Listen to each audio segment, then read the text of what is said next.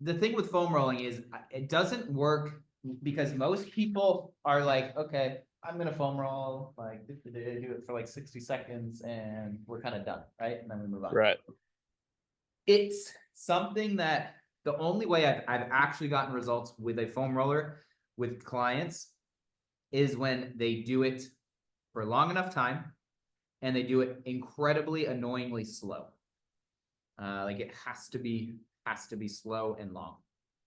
So have you seen, I've posted it before. Have you seen the one I've done where I'm here and you rotate? Yes. Have you tried it? Not personally. I've done the 45-degree angle roll. Okay. So do you have, you probably need like a headrest or something. Is there anything that's there? Yoga block Yeah. or even another foam roller? Because this one's going to be great for you. Okay.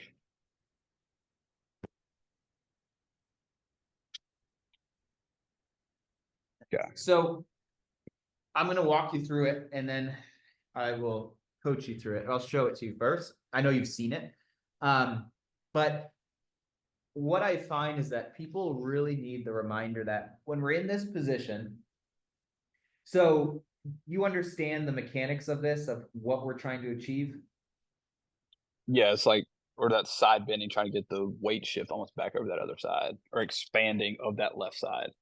For you, it looks like up there.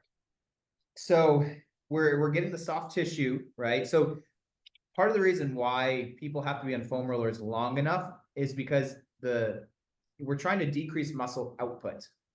And so in order to do that, we have to be on long enough and we have to be able to move slow. So we're trying to A, get at the soft tissue, and B, we are trying to rotate the pelvis in a way that the soft tissue is more relaxed. So that's a new stimulus for the body, but also in a way that's not orienting because we have one side stable or compressed, one side, well, this side's expanding, this side's compressed. And so that's the exact opposite of orientation. So orientation is when both sides do the same thing. Relative motion is when one side relaxes while the other compresses. Okay. So the key to this, and you'll feel it when you really mess with it, you have to, so the key is keeping the knee on the ground, right? And then, let me move this a little bit lower. Once the knee's on the ground, I start here. And this arm is going to be really, really crucial. We need a brace because what I've found is that if, like every time I do this with someone, they just literally get in this like windshield wiper motion. They just kind of fall into a pattern. This is going to do absolutely nothing. It's a complete waste of time, to be honest. Because I am tensing up every time I move fast, I'm tensing up this bottom hip, which defeats the purpose of being on the foam roller. Right? Like we should be smushed into it. So it takes a little bit of awareness, but what you want to feel when you're in this position, so knees on the ground, we're using this hand and I am moving so slow and I am stopping if I feel that bottom side tense.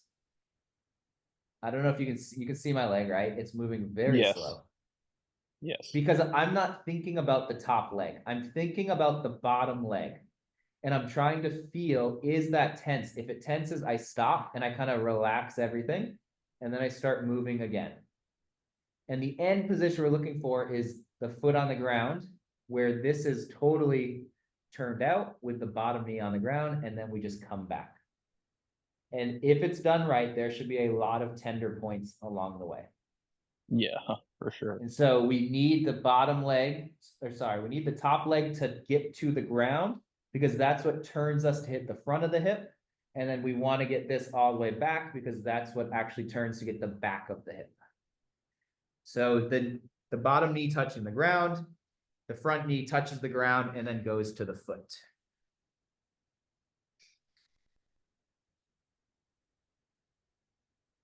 What are you feeling? And then once you're there, you can shift to different positions. It's like the knee is going to tell you, the bottom knee staying on the ground is going to tell you if you're in the right position. As long as that bottom knee is on the ground, that's what we're looking for. If I show you from this view, you're going to want the bottom leg straight and not here, because this tenses up those muscles. Here we get a Yes. little bit of pull on the front muscles. What's So like your aiming point for this foam roller to sit on? what's that? What's your aiming point for this foam roller to sit on? Right behind a pocket. Okay. Because we're trying to turn and get TFL, and then we're trying to get glute med, part of glute max, obviously, but really kind of glute med, TFL. Okay. Things that are going to orient the pelvis. Right. And then all we do is set a timer. I'm just going to do it for 2 minutes, but I would usually do it for like 5 minutes. So I'm going to set it for 2, and then I'll kind of talk through it as you're going through. So once you're in that forward position, so go to the forward position, the top knee on the ground. Okay. So you feel the front of your hip on the foam roller? Yeah, like my ASIS and just behind it. It's kind of on it. That's what it feels like. Okay, bring your left hand on the ground. Yep, and you need to use that to push. And I want you to lift that left leg totally slow and make sure that the right leg, so only focus the right leg, does not tense up.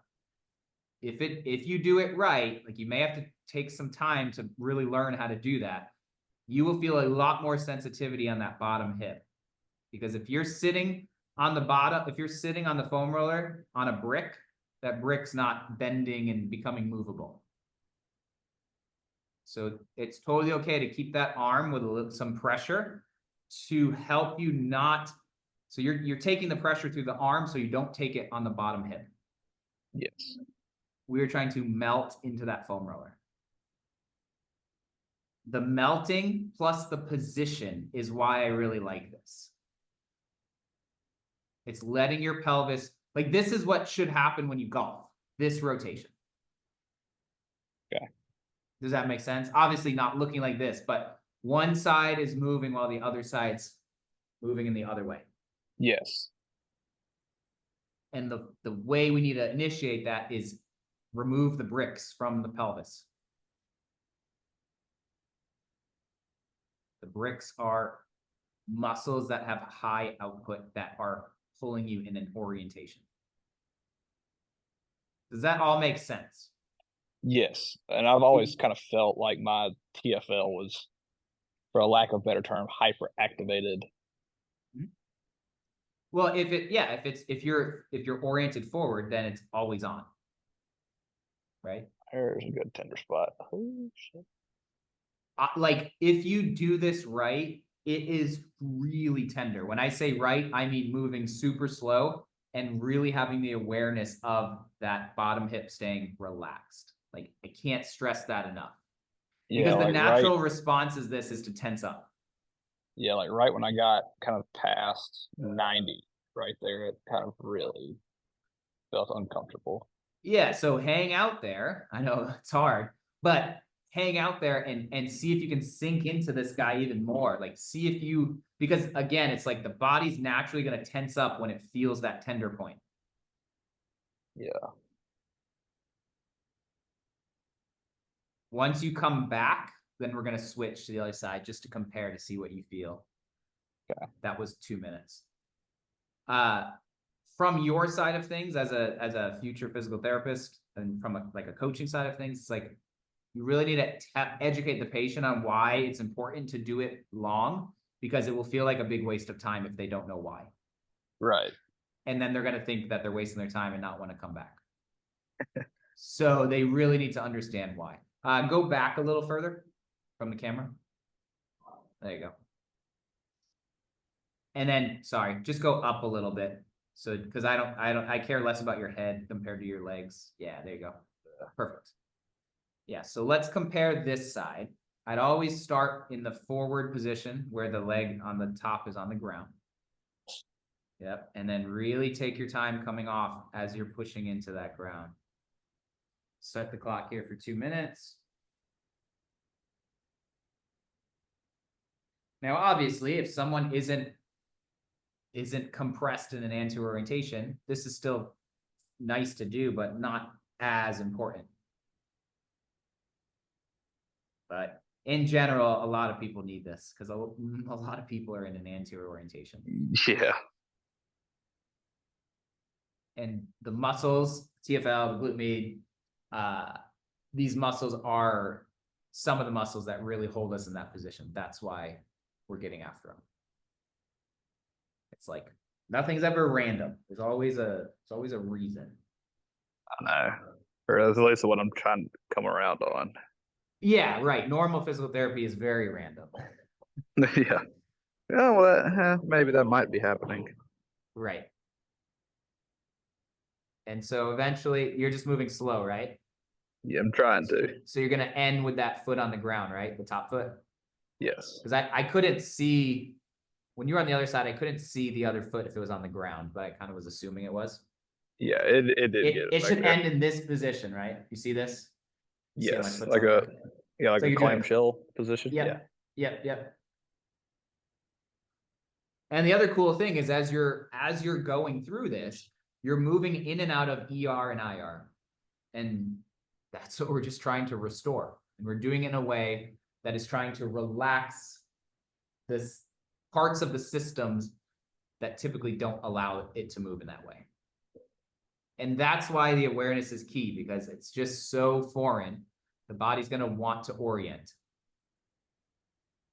You understand how tensing up, like, can you visualize if you tense the heck out of that bottom hip, or if you move really fast, then you're just orienting on that foam roller. Yes.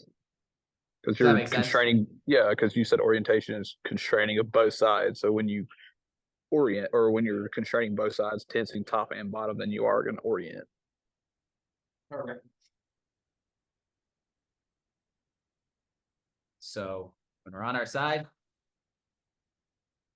if this side truly melts into it, then we just get this motion. If it doesn't, then we just do this. Yes. Not to that degree, but that's the extent, Yes. right? Yeah. And that side's felt easier personally going through as far as a full range type. Okay, let's check your ER IR. Okay. Oh.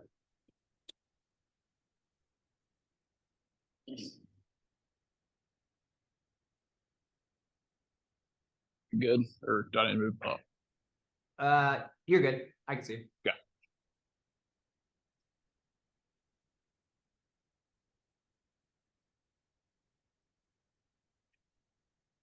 Nice.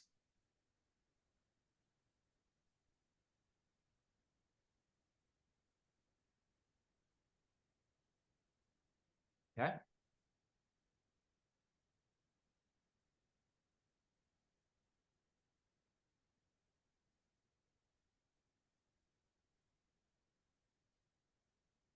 Okay.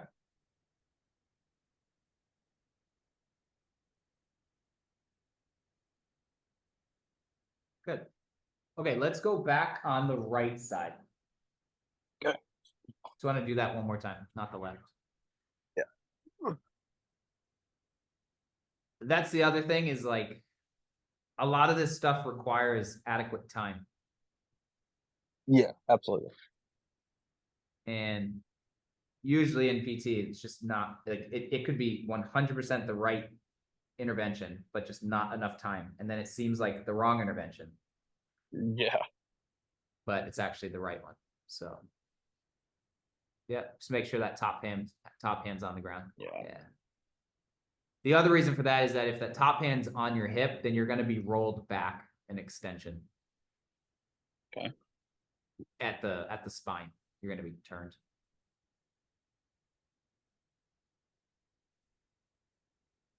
Yep. So because this was your more tender side, right?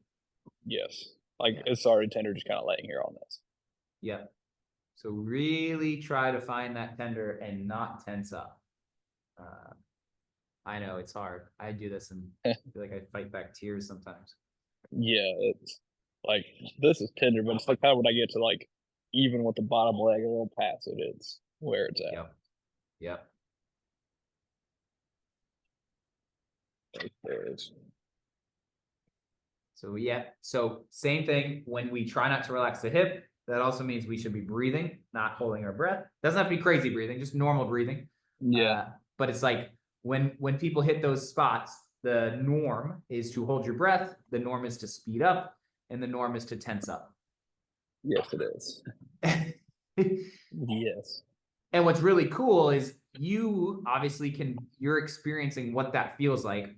If you kept up with this for a week, 2 weeks, does that decrease? And then when it does, is there an improvement in hip ER?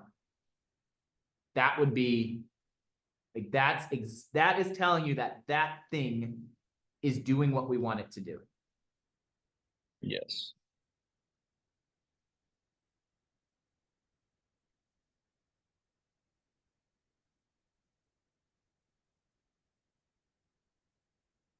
While we're gonna do like another minute or so, do you remember any of Yeah. your questions that you wanted to talk about as you're going through this? This would be a good time to talk about it. Yeah. So when you had mentioned like for your body type, I'm assuming that means like a wide ISA and all that. You focus more on blowing out a candle rather than fogging up a mirror. How does that change per body type that you were talking about? So in relation to like The breathing breathing technique. strategy, yeah. Yes. So blowing out a candle decreases the diameter of the mouth, which increases resistance. So and increases pressure. So it's going to help you push out more because it's hyperinflated. We need more pressure to move the rib cage. So blowing out a candle or blowing up a balloon is going to increase the amount of pressure. Fogging the glass decreases the diameter of your mouth, which decreases resistance and pressure. Right. As a result, is not going to move the rib cage as much. Okay. So a narrow ISA, they usually are not as, I like to call it patterned. Usually they have a better ability, not all times, but better ability to move the ISA. Whereas wide ISAs usually really struggle to move it. It just kind of stays stagnant. And so for that reason, the wide ISAs usually need a little bit more resistance to move the rib cage. Okay. Does that answer your question? Yes. And then for like athletes, I guess, or more like sports that where like adaptations happen. Like baseball players naturally have more ER on their throwing side just from years of it.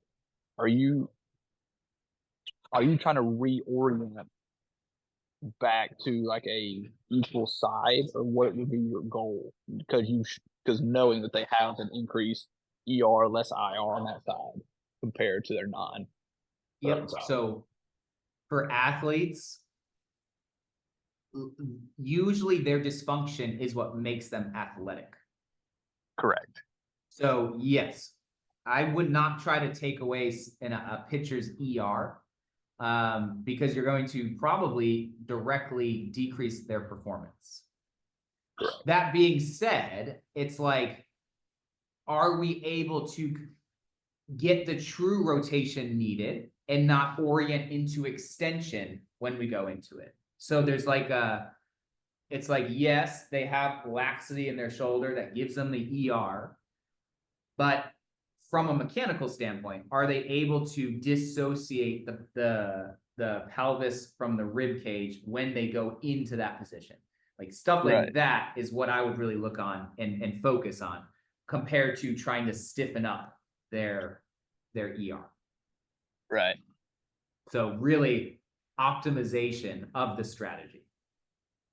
Okay. Does that make sense? I got you. Yes. But yeah, you really have to be careful. And that's why it might sound obvious to you, but like in the strength, especially in like high school strength and conditioning, it's like pitchers and baseball players, like they bench press and they do all bodybuilding lifts, which is directly going to limit their performance. Correct. Because those things limit someone's ability to rotate. Yes, I would say it's a lot of anterior chain, like forward postured type stuff. Yeah. At least in my experience. Yeah. So it's like the strength and conditioning can limit their performance. the strategy of what you're trying to do from a movement side of things could limit performance, right? Like if we actually decrease their ER. So yeah, it's you do have to be careful with it. And again, that's another really good example. It's like starting position.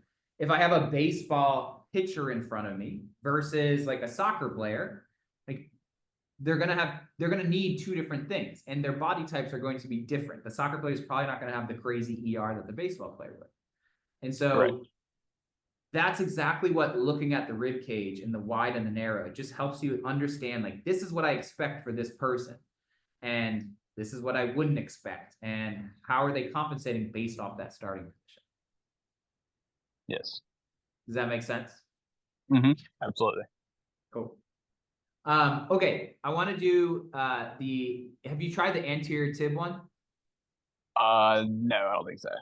Okay, another crazy tender spot.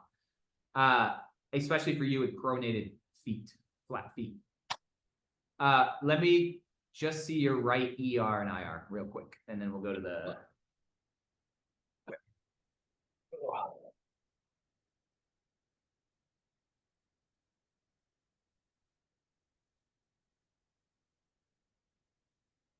What I should have done is, yeah, keep going.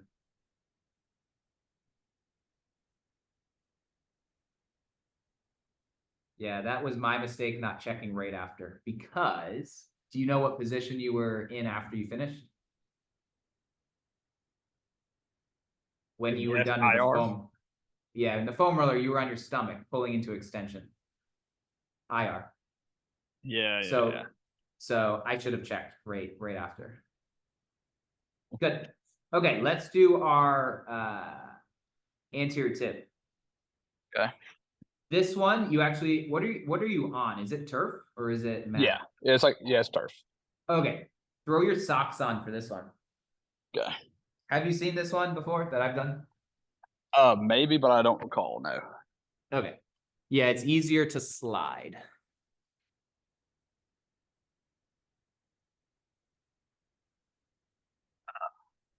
All right, so I'm going to show you a front and side view. So from the side, we're starting at the right above the ankle. Okay, so anterior tib, outside area of the shin. We're going to be essentially all fours, heel to butt as much as you can. A lot of people start like this and it kind of messes it up. So heel to butt. Straight leg with the other leg. So we're sliding that leg straight. And then all we're doing is letting that right leg, for me, slide as you push. I've noticed that if the foot can't slide, it totally changes it, because then the pressure, the resistance here stiffens the whole body. So if you don't have a turf or something, carpet or like furniture sliders are really good. So leaning to the side, and then I'm just slowly letting my foot slide as I'm biasing the outside of my shin. I'm going crazy slow. Once I get really far from my hands, just walk them back, and then I keep going. But people that are really tense, they're going to want to be up here.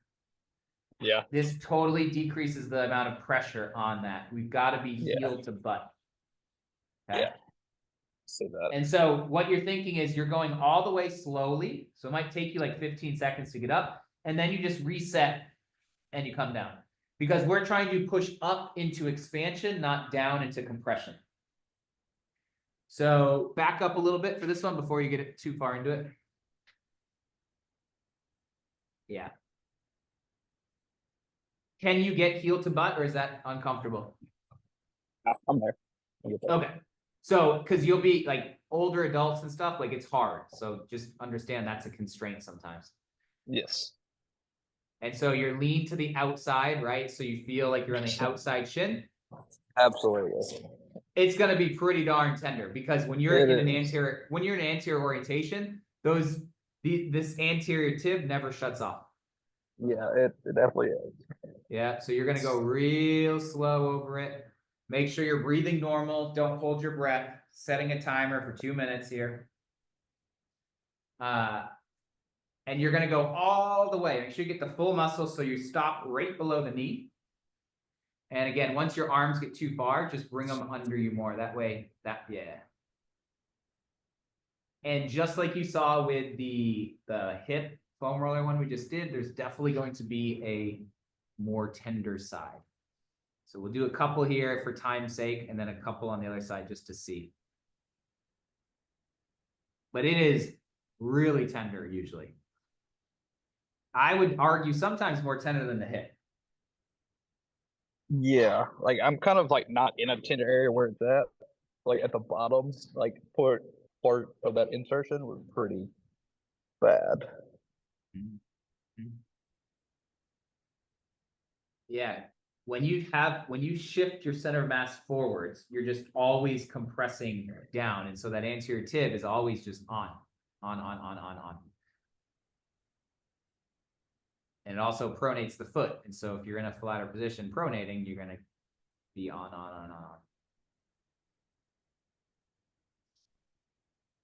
We'll just do 2 rounds because that was a minute and it took you that long, which is perfect. That's exactly what it should be. This is why it has to be done for long periods of time, or else you just don't get enough reps in if you do it as slow as it needs to be. And like that wasn't bad. Like from the like bottom-ish half up was like nothing almost at times. But Gotcha. that bottom part was really bad. Yep. Usually in people, the left side's more tender because people are usually pushing themselves left to right. So the left side's really on. We'll check your right side up. I was just about to say that would be my guess on like my left side is going to be more tender than my right. Yep. Like right here is bad. Make sure you're not tensing the foot up too much on the foam roller, the ankle. Yeah. I say I'm trying to just make it relax as much as possible. But yeah, it's a lot.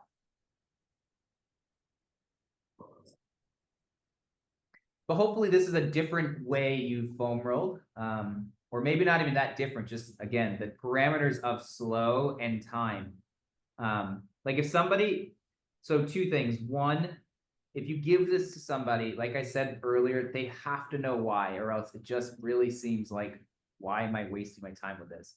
And then 2, it's like, hey, while you're watching TV, do this, put on an audiobook, listen to a podcast, like just people feel like people can find the time if they're doing something that maybe they already do. I'll say, I've never been a foam roll in person. Like I've never Me either. foam rolled. Me either. I would literally be so against it, like it's such a waste of time. But I have found that with these parameters, it's not a waste of time. Yeah, I was like, obviously before I'm in PT school and like I said, kind of exposed to a little bit of like PRI, like you and stuff like that. The people that do it, I've like never seen a benefit in foam rolling really. Like I've kind of understood it. It's like a massage, it's like a relaxation, promote blood flow type thing, but not a use of exercise. And it's like, it really brings up an interesting discussion that ultimately anything can be beneficial when it's with the right strategy. Correct. Like I used to be very much like, this exercise is bad, this exercise is good, but any exercise can be good if it aligns with the intent. And I know we talked about that, but it's like, if you are trying to reach a certain goal, like any exercise can be good as long as your strategy aligns with that. And so when you start to think about center of mass, if the center of mass is forwards, it's like, of course, there's going to be certain muscles. Like we already know that you shift when you squat, and it's like, why? Well, muscles are limiting the ability of the bones to change shape. So one of the first things we need to do is go after the muscles to help change the shape. Correct. Like the bones are going to disorient themselves. Yeah, like it's almost too simple. It sounds too simple to be true. Right. Like so unless there's trauma forcing a bone out of place, it's not gonna do it on its own. It's controlled by muscles to orient itself or disorient itself out of the way. Is this right side less tender? Yes. Yeah. Like there's a little bit more like tenderness like towards the top of it, like towards its origin, but not like anything that's uncomfortable. It just feels a little bit, but Yeah, as a whole, no, it is nowhere near. yeah. And Like, that's because you're getting pushed left to right, which keeps that left anterior tib on more than the right. Or yes, I don't even want to say on. The right one's obviously on. It's not a light switch. It's just working more.